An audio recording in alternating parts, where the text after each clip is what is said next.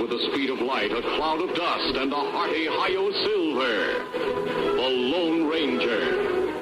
Hi-Yo Silver! Away! Who's the leader of the flock that fought for liberty? M-I-T, K-E-Y, M-O-U-S-E. Hands their hide, their holes, their built, the flock the best can be. M-I-T, K-E-Y, M-O-U-S-E. Hey, kids, what time is it?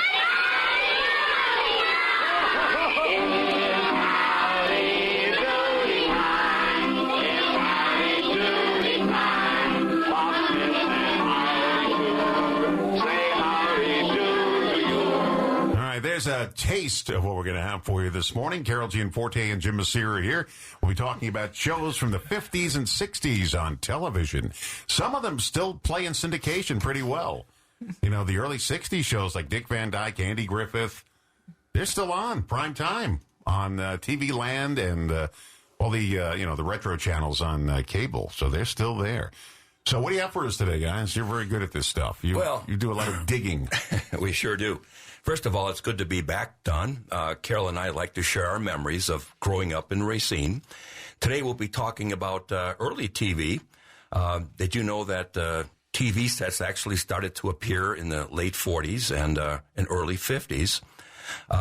Again, we'll be talking about the early TV sets and some of our favorite kids' shows growing up in the 50s and early 60s. Now, the early TVs, of course, were in black and white. They were not color. Some of the stations we listened to from Milwaukee were WTMJ, Channel 4, WISN, Channel 12, WITI, Channel 6, and, of course, I think our favorite one was WGN out of Chicago. It had so many kids' programs. You traitor, watching Chicago TV. How dare you? I know. Channel 5 was out of Chicago, Channel 7, and Channel 2. Most of these TV channels had radio stations first, and they sort of migrated into television.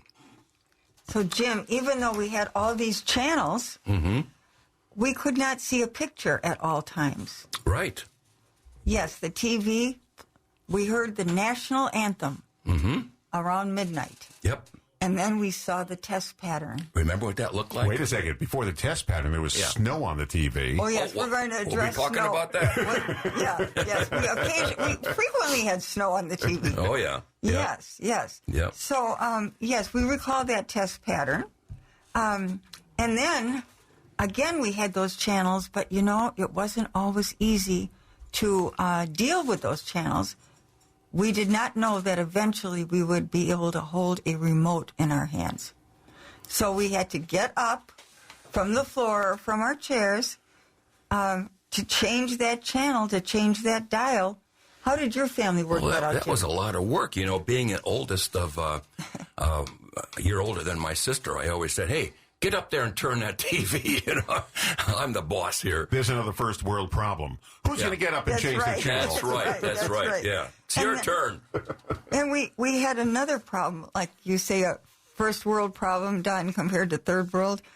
We had to wait because there was a warm-up period with the TV. Oh, yeah, the tubes had to warm up. Yeah. That's right.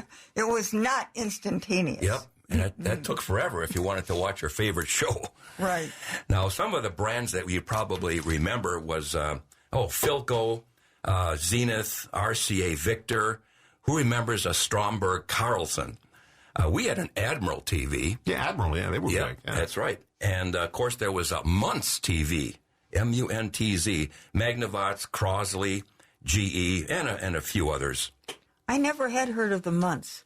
But that was right up there, huh? Yeah, I think it was out of Chicago. They would advertise on TV. One of these guys would always, highlight how great a Muntz was. Really? Yeah. Remember that. Oh. Well, we were so thrilled to have a TV. We had a Zenith eventually. But the size of the screens. Now, we think it was possibly as small as a piece of paper. But with my heavy-duty research on this subject, about in those early 50s, the largest screen was apparently about 16 inches. However, these 16-inch screens or less came in gigantic furniture arrangements. They were beautiful, yeah. Yes, this was a piece of fine furniture for your home. Had to be delivered. and expensive. Mm-hmm. Now, somewhere we found out, Jim, maybe they were equivalent to about $2,000 today. Mm-hmm. We think so. It was a big purchase, but there were some problems, of course, once we got one. As Don mentioned, there was always snow to deal with. You had to adjust the rabbit ears. Remember that? Mm-hmm. My dad would always try to adjust them to make sure that the snow would disappear. Sometimes, of course, the picture tube would go out, and that was a terrible thing because that cost a whole lot of money if your picture tube went out. We'll get into that a little bit later. But by the way, we had a built-in television into the wall in the basement. Okay, and it was built in, and all the guts of it were in the boiler room where the oil burner was. Okay, and every time a tube went out, we had to call the guy from Star TV to come down and give him a giant box of tubes. Yeah, that's right. And he would do the tube test to see which one was broken, pop it in. Yeah. And when finally the TV went on, it was like, oh. Thank gosh. We're back. We're back. Right. That's right. Yeah. I can live again. The Miracle Man. Yeah. Remember the antennas with the motors to turn? Mm-hmm. You always had to aim it towards Chicago or Milwaukee, depending on what station you wanted to watch. Most TV antennas were, of course, on the roof. Every house had a TV antenna on a roof, if you remember. Some had towers, of course. But, and where did we buy TVs? Well, the main thing about buying a TV, I would say, in thinking about this, was the guidance that you received when you went to buy the TV, because this was a very huge purchase and a new invention for most of us. Mm-hmm. But I think what comes to mind is Lathrop Hardware, Novak on Charles Street, Keystone, Fish Furniture on Main, Allen's Merchandising over by the Horlick plant, Christensen Brothers on Main Street, Gayhart and Walker on Taylor Avenue. Mm-hmm. And this purchase was so important. I thought my family was never going to get one. So that heightened the excitement when we did. And so the one book I have written about growing up in Racine, buying our TV warranted an entire chapter. And you would have been better off without it in the long run. You wouldn't have missed anything. Well, TVs often needed repairs, of course, like everything else. And where did we get our repairs? Well, some of the repair shops were Keystone. Which is still there, by the way, on Douglas Avenue. I've seen the sign. I've seen the sign. It's right next to McDonald's on Douglas. It is. I've seen the sign. Wow. Gillitz on State Street. A place called Television Engineers on Douglas Avenue. But those TV trucks were everywhere, just like the milk trucks or the coal trucks. And these guys would come in their green uniforms, green shirt, green pants. They'd bring this huge,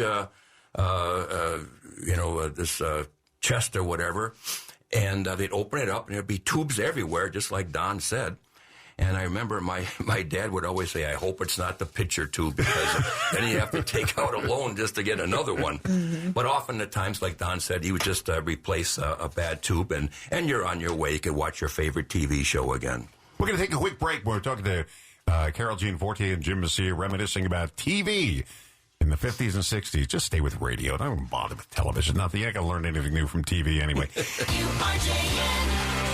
Speaking about timeless, Carol, not that you guys are old or anything. Carol Gianforte and Jim Mercier here talking about timeless Racine and all the things we went on. And we're talking about television sets now. These are TV sets, TV shows from the 50s and 60s. And we take it for granted now. You go into a house, there's a big screen TV there, but it wasn't always like that. Some of the early TV sets had little tiny pictures on it the size of a tube, because that's what they were. Yep. They were just tubes. Right. They were one big tube. Yep. And people used to gather around that little tiny tube in black and white and watch some really bad television. That is right. Yeah. Well, back then we repaired. We didn't really throw out our TVs, unlike today, of course. That's a different story. Mm-hmm. Well, and how we watched them, Jim. You know? Yes. We, as kids, we had no trouble getting on the floor or getting up from the floor. So we loved the floor. We loved the floor. And we weren't sitting on our floors with deep piled carpeting. Mm-hmm. It was a wood floor or a very thin carpet. Yep. But we we pretty much had our spot on the floor. That also gave us an advantage because we could creep close to the TV screen. Mm-hmm. And that's when our mothers said, "You're going to wreck your eyes. Mm-hmm. You're going to wreck your eyes by staying too close. You're going blind. You're going to wreck your eyes by watching." My grandmother said, "You're sitting way too close to TV. You're going to go blind." Yes, Yeah. right. Yeah. Yes. And she was kind of right. My glasses are kind of thick. So. Oh, Dad. And some people preferred to watch in the evening in the dark. Mm-hmm. My husband's grandparents watched always in the dark. Mm-hmm. Another thing that occurred about how we watched, lo and behold, now the dining room or the kitchen table was sometimes forgotten because now we had TV dinners and TV trays. And if the shows were good enough, sometimes we had to enter that new era and watch together the one TV that we owned all together in the living room with our TV trays. Yep, that's right. As Carol said, we only had one TV, so that meant we had to watch pretty much what our parents watched, whether you liked it or not. And I think the biggest culprit, was Lawrence Welk. Who had to watch Lawrence Welk, because your parents did? My mother and father never watched Lawrence Welk in their lives. When my mom moved to Racine in the last few years of her life, she found Lawrence Welk on PBS. And every Saturday night, she watched the reruns of Lawrence Welk. But she never watched them when they were in prime time. That's right. That's right. But the reruns she used to watch all the time. Lawrence Welk actually performed with his orchestra in Lake Geneva. Oh, yeah. Lake Delavan. Yeah. They have a big picture of him conducting an orchestra on the stage at Lake Delavan. And that's he was here in town. He had the Champagne Lady. Oh, yeah. The Lennon Sisters. Yep. That's Myron right. Florin, the accordion player. Myron Florin's got his accordion here. We've got the Lennon Sisters coming up next. A one and a two. Yes. I mean, who wouldn't want to watch him? I know it. I hate to admit it, but we still watch him on PBS on occasion. Now, that is news. Yeah. That is new news. But some of our favorite kids' TV shows back then, other than cartoons, that could be a whole separate program. I think Howdy Doody might have been the most popular. That was on Saturday morning. I don't know what time it was, but it was on from 1947 to 1960. It just tells you how popular that was. Now, Buffalo Bob would always ask the question, "Say, kids, what time is it?" And the kids, we were known as the Peanut Gallery, would say, "It's Howdy Doody time." And then, of course, the song would play. And that scary puppet. Yeah. Well, you're probably referring to Flub-a-Dub, I think. No, Howdy Doody himself. Oh, okay. Howdy Doody Okay. himself. Scary puppet. Yes, that's right. Yeah. There was also Princess Summer, Fall, Winter, Spring, if you remember her. But that was a very, very, very popular show. And Clarabelle. Clarabelle. He never the talked. clown. Yes. He never talked, except at the very end, the last show. Yes. He said, "Bye, kids." Goodbye, Yes, that's kids. right. Oh, Yeah. the It was- ending of some of these. Yeah. Traumatic. That's kind of teary-eyed. Yeah, very Yeah. much so. The only It's time he true. spoke was That's "Bye, right. kids." Yes, Yeah. that's right. Who remembers Bozo Circus out of Channel 9 out of Chicago? That was on weekdays at noon. And I was told you had to wait years to get on that show. You're still waiting. I'm still waiting. You're Yeah. on the list. But he did comedy skits. He showed cartoons. A lot of kids' games, of course. Go, keep going. Yeah. Also, Garfield Goose, Channel 9 at 6 o'clock. Host Fraser Thomas. And, of course, Garfield Goose was known as the King of the United States. And speaking about going back in time, we're talking to Carol Gianforte and Jim Mercier talking about TV in the 50s and 60s. Don Rosen in the morning. WRJN. My parents went water rafting once after they retired. And I said, "What are you thinking about? What are you crazy, you two? You can't swim. And you've never been in a boat before. What are you doing this for?" You have your life insurance up to date? Well, it wasn't like really dangerous, but they went in one of these rafts down the Colorado River. And what are you thinking? You crazy? You lost your marbles? And yes, is your life insurance up to date, please? Yeah. I think you had another story years ago or months back about your mother on a toboggan. She was on a sled. This is back when I was a little kid, and my father jumped on her as she was going down the hill, and her glasses smashed into her face, and she had a scar her entire life going across her They face. live dangerously, very dangerous. We're talking about 50s, 60s TV with Carol Gianforte and Jim Mercier, and let's continue on. Okay, well, we really had these wonderful TV programs that were gifts to us, I would say. But what amazes me is how we do remember them. And not only TV, it's amazing the memories that as we get older are still so vivid. But let's take Ding Dong School, 1952, with Miss Francis, who had actually been a preschool teacher. I just was looking at the Ding Dong School song and her welcome. Can I say a matronly type person? And she began by talking, "What have you done this weekend, children?" Very, very intimate with them. At one time, there were 3 million viewers of Ding Dong School. And then she would say at the end, "Children, go and get your mothers." Very few who were working. So the mothers dutifully probably came back to the TV to hear what had happened in this preschool. Then another preschool that was to teach us etiquette, Romper Room. And that was about be a doobie. Yeah. So I just listened to Romper Room. Did you clean your plate today? Remember that phrase? I remember she had a viewer thing. She used to, this magic. Yes. Yes. And I used to think she could actually see me. Yes. And I yes. used to sit on the chair. I got off, cleaned up, make sure I didn't have food on my face. I actually thought she could. We had a neighbor who was on that show. One of my neighbors was one of the little girls on the show. How neat. Yeah. Well, my friend, excuse me, Pat Nielsen, still remembers that magic mirror. That's what it was, the magic mirror. Yeah. And Pat waited for her picture. You know, she waited and waited. I guess she gave up waiting, maybe a couple years ago.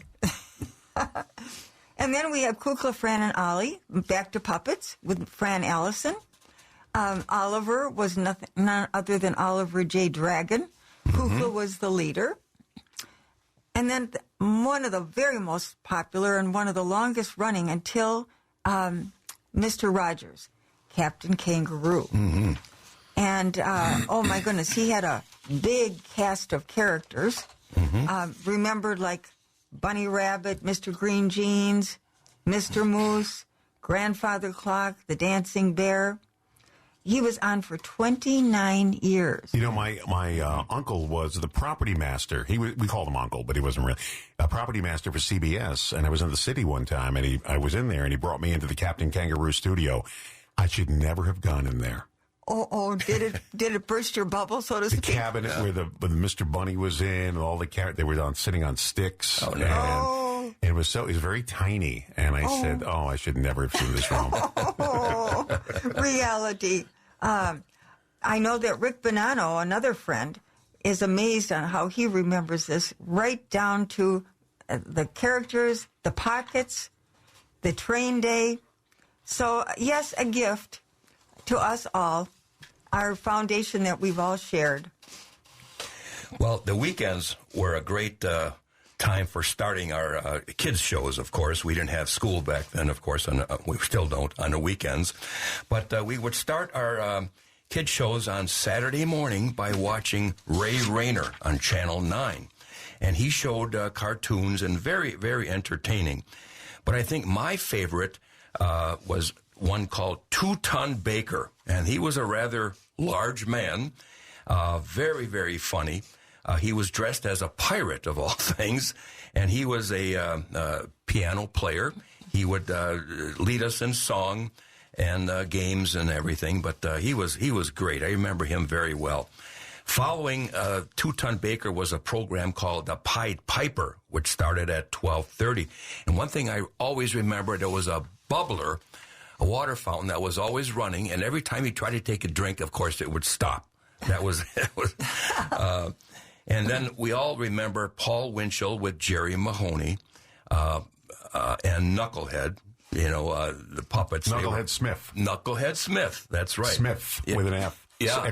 Was it Smith? Smith, yeah. On Saturday morning, I think. You know what Paul Winchell did later on? He invented the artificial heart.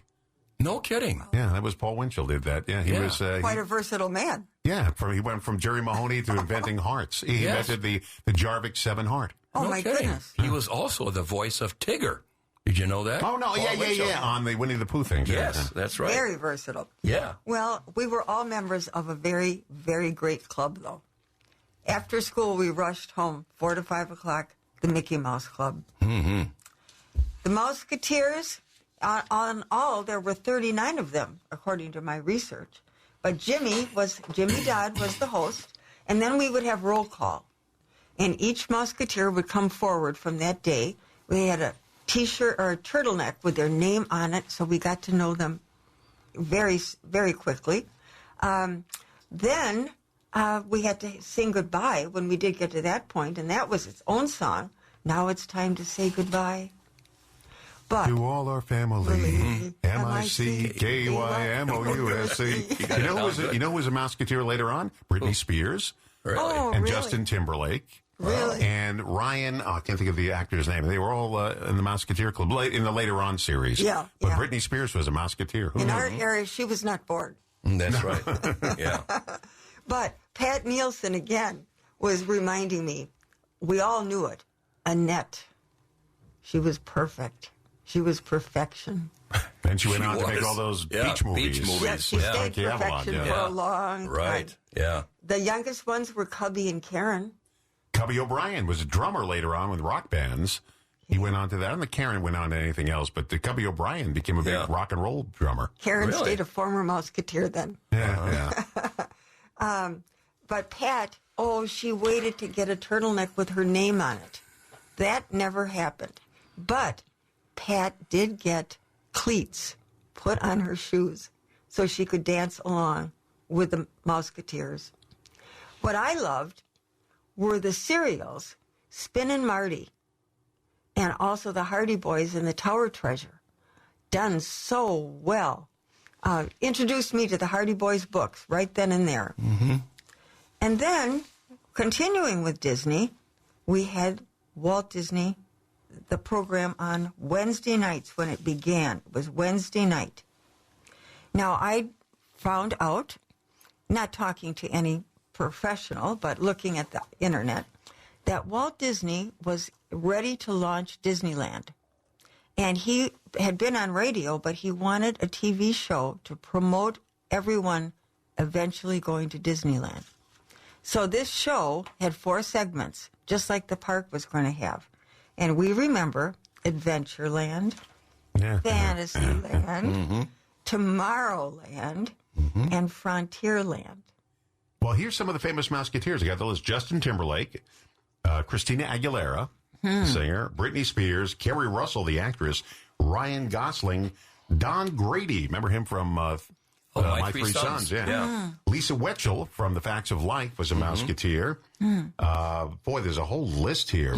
Bobby Burgess, who went on to the Lawrence Welk show. Yeah, he was a dancer. He was on the original, one of the first Mouseketeers, Bobby Burgess. Yeah, right. Johnny Crawford from the Riflemen. Yep. I mean, there was a list of people. Dennis Day from he was one of the people on the show. Yes, a lot of people. Mickey Rooney Jr. A lot of famous people went on. Well, in other words, these Mouseketeers had a lot of talent, young talent, proven later on in life too. But they were picked well. Now, I know that in 1955, with Frontierland about Disneyland, we were introduced to Davy Crockett, King of the Wild Frontier. King of the Wild Frontier, Fess Parker. and the millions of dollars in clothing that was purchased. Every boy in my 3rd grade class, I think, had a coonskin cap. I have one. I think they could wear them to school, too. Fringe. But watching it at my neighbor's house, it was a terrible night when they did portray Davy Crockett dying at the Alamo. Mm-hmm. That was one of my childhood. Well, they couldn't change history. That's right. Yeah. Well, they didn't cut it off before his death. They included it.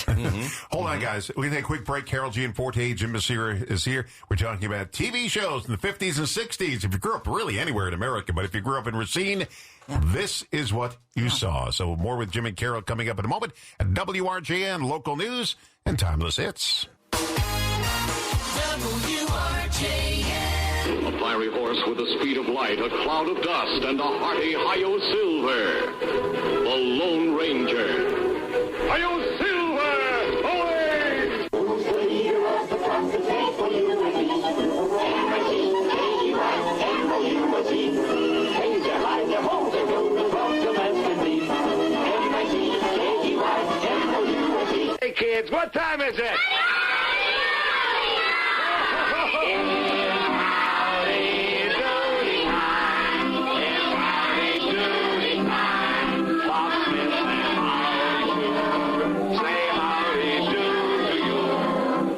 They'll never bring him back. I don't think Howdy Doody's coming back. Jim Mercier and Carol Gianforte are here talking about TV from the 50s and 60s.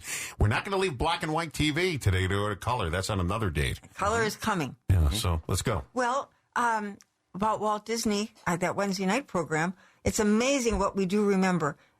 Cindy Maragos remembers even the yellow popcorn bowl that her mother popped popcorn for she and her brother as they watched it from the floor. Amazing. Of course, our program wouldn't be complete until we talk about the Westerns. This was a guy's thing. Every boy in town would always have his favorite Westerns, and you had your choice. We had Wild Bill Hickok with Jingles, of course, Roy Rogers and Dale Evans, The Lone Ranger with Tonto, Gene Autry with his sidekick, Pat Buttram. And, of course, there were so many more. I'll just read them real fast. Death Valley Days, Have Gun Will Travel, Wagon Train, Gunsmoke, one of our all-time favorites, Rin Tin Tin. Remember that? That's a good one.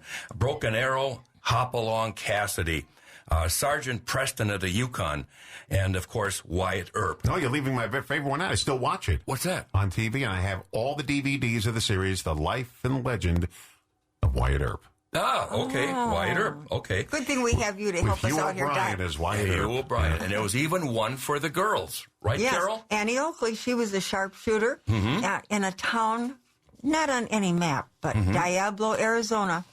Horse Target, Little Brother Tag, she took care of all the outlaws.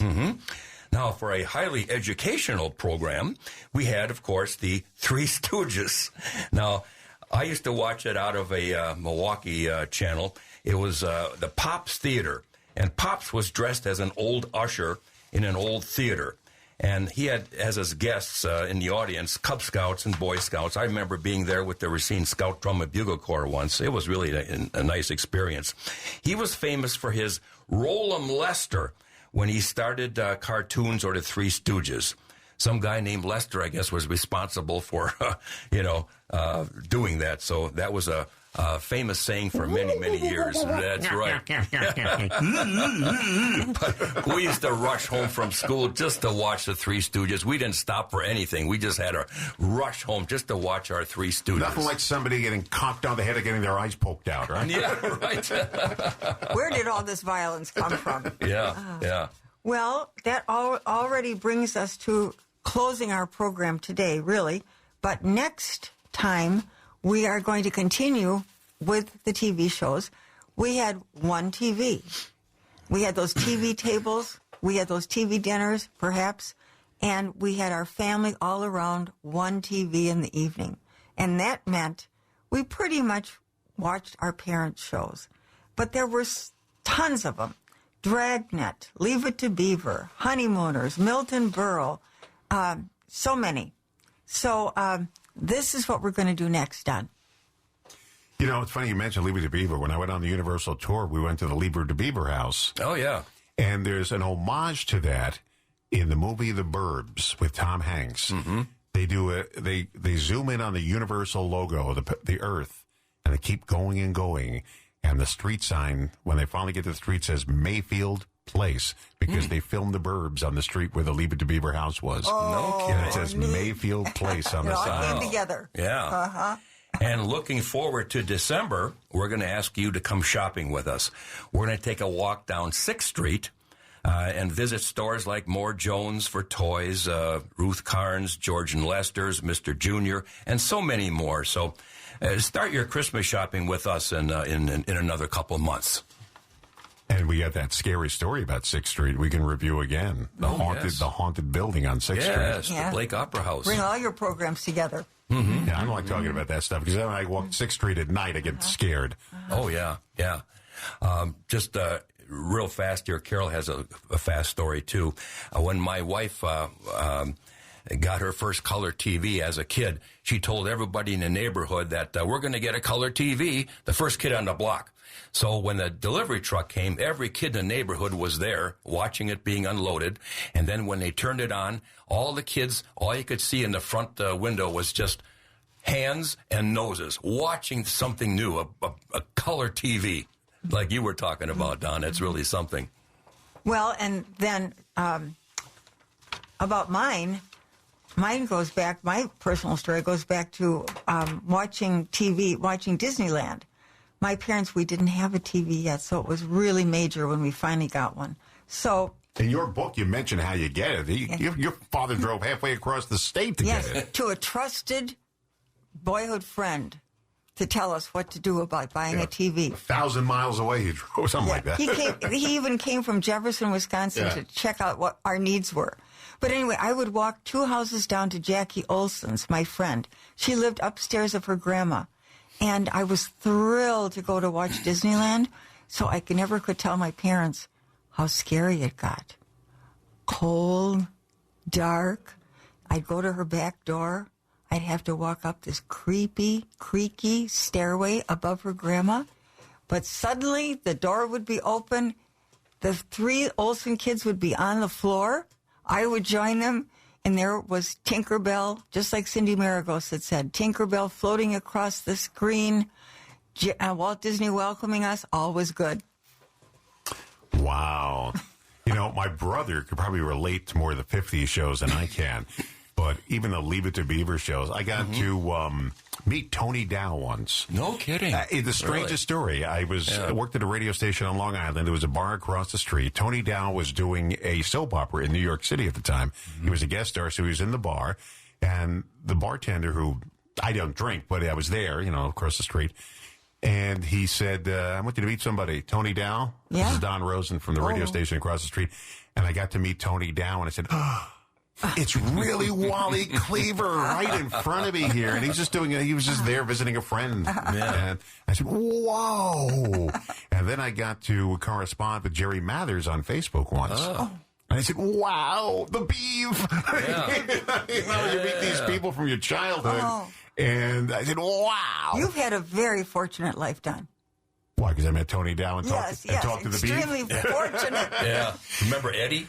He was my favorite. Haskell, Eddie Haskell. People still talk about him. Yeah. They still compare people to be Eddie Haskell. If you're a con artist. Gee, Mrs. Cleaver, you look very nice.